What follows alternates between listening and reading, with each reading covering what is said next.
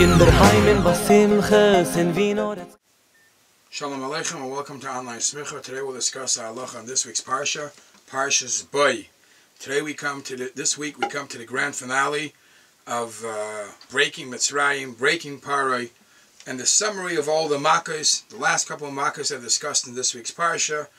And we'll touch on two of the makkos, Makkas Choshech and Makkas Bechoros. Choshech, there is a classical question that's asked about this makkah. How was it able to happen? When the Eibishter promised already, B'shas the Mabul, after the Mabul, the Eibishter says, Yom v'layla lo yishboisu. From now on, from the time after the Mabul onward, there is going to be day and night. There's going to be different seasons, there's going to be different times of day and night. And here, there was days of Choshech. And it is explained based on what David HaMelech says in Tehillim, Sholach Choshech v'yachshich v'loimaru as devaroi. So it is explained that the Shemesh and the Yereach, the sun and the moon, both did what they were supposed to. Continued. The sun shined when it shined, the moon did its job in its time. But the Choshech Mitzrayim was a new Bria, a new creation. During that period of time, there was Choshech too. So there was a combination of all these things. That the Shemesh and Yereach did not loy maru as devarei, did not go against Hashem's words, where Hashem promised Yom v'layla lo yishboisu, and yet there was Choshech. The last and final makkah is the makkah of Makkas Bechoros, and it's interesting that when you list off the makkos, the 10 makkos, everyone you say by the name, Dam, Tzvardeya, you say what happened. By Bechoros, you don't say just Bechoros, you say Makkas Bechoros. And the question is discussed, why? And they say because by Bechoros, it wasn't only the point that the Bechoros had a makkah, that they were plagued and Nachman they were killed. Rather, even more than that, the Bechoros itself, the Bechorim himself fought. There was a double inyan here. As L'makei Mitzrayim b'Bechoreihem. In the Haggadah we say, to summarize all the makkos, so it is famous what Rabbi Yehuda says, Rabbi Yehuda hayanoisim behem simonim. Rabbi Yehuda, to summarize the 10 makkos, would make a simon and set it up by saying the tzach adash ba'achav. Now, first of all, we know that the Parshas, the way it's written in the Torah, there were 10 makkos. So there's a beautiful Yalkut Shemaini, where the Yalkut Shemaini says a mashal of somebody, a melech, that says to his eved, to his slave, please get me some fish. The slave comes back and brought a verstunkener fish. So the melech says, excuse me, this is not the way to behave. Uvachein, I give you a choice of 3 punishments. Number 1, eat the verstunkener fish. Number 2, I'll give you 100 lashes. And number 3, pay 100 golden coins. Which one do you choose?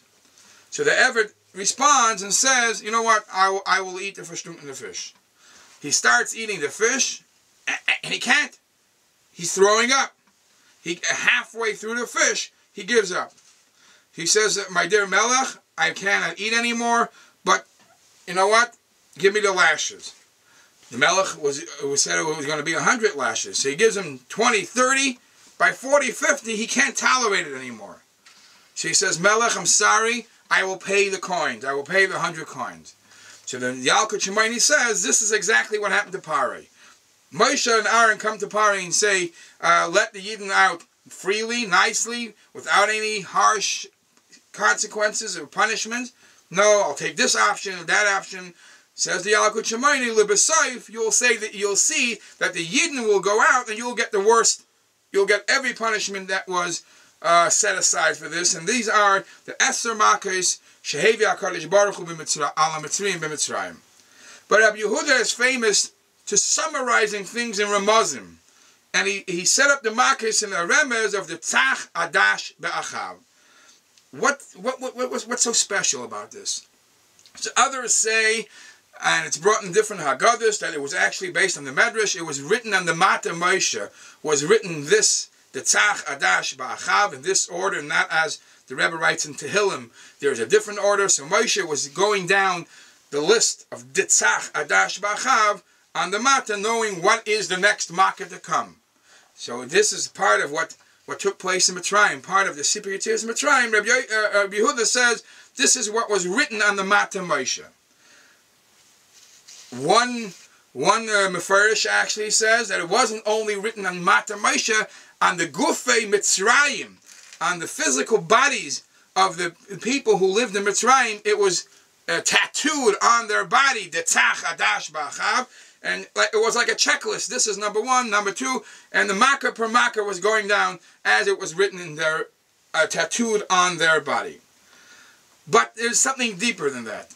And the deeper thing is, Rabbi Yehuda is telling you here that you're going to read soon, and you're going to hear a machlekes of Tanoim saying it wasn't only 10 makkahs, perhaps there was 50, perhaps 200 or 250. So not only what you see is what you got. Not only the 10 makkahs. The makkahs were very general. There were many more to it. Uvechein, Rabbi Yehuda says, let me make a remez from their makkahs. Let me put it in a summary of Ditzach Adash Ba'achav. You always have to remember that there's so much more to it. If you're going to stick to these 10, you're going to think this is it. But there were many more. As Al Derech Remez, it's brought in Svarim, that if you take the gematria of the Tzach Adash Ba'achav, it is 501. If you accumulate, if you make a summary of the different shittas of Eser Makkos, the 50 Makkos, the 200 Makkos, or the 250 Makkos, it's 500. So the Tzach Adash Ba'achav is the summary, the Sachar Kurl of all shittas, plus one more for Etzba Elei Kimhi. Now, what was the final Makkah that let the Yidden free? That was Makkas Bechayres. So for that, the halacha tells us that on Erev Pesach, there's a minig that the Bechayrim fast. Because Shem Nitzoylu Mi Makkas Bechayres. Who is a Bechayr that has to fast? It's a Bechayr Me'av, Bechayr Me'ain, no matter if he's the firstborn for the father or the mother, etc. But I want to touch upon halacha and Siman Tov Ayin Siv Gimel, where the Alter Rebbe says, Yesh Misha Omer, there is an opinion that holds, Shagama the Kevois Bechayres Misanos, that perhaps the firstborn female in the family should also fast. Shagam Bahem Hoisa HaMakkah, because in the Makkas Bechayres came to the female too. However, the Ein Noegim came B'mdinas Elu. It's not customary for the first daughter in the family, the oldest daughter in the family, to fast. V'chein bebatim she'ein behem bechor, ein gedolei abayis mistanim. Just the oldest one doesn't have to fast. Af al pi shegam behem hoisa makkah, even though in the Makkas Mitzrayim that's how it was, says the Alter Rebbe. The kivon sheikar tainas abchayres einay ela minag, since the whole concept of fasting for bchayres as a remembrance for Makkas bchayres is a minag, loinagu lahachmir kolkach. So we're not machmir to extend it to all different types of bchayrim.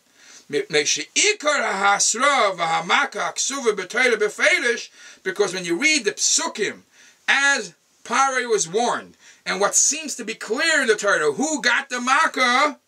What's clear in the Torah is it only applied to the male, the firstborn male. That it happened to the oldest and the most chashiv one in the family, that's what the Mefarshim say. But because this tinus is a minig, we only stick to what it says clearly in the Torah. Yashikoyach, and please join us again next week.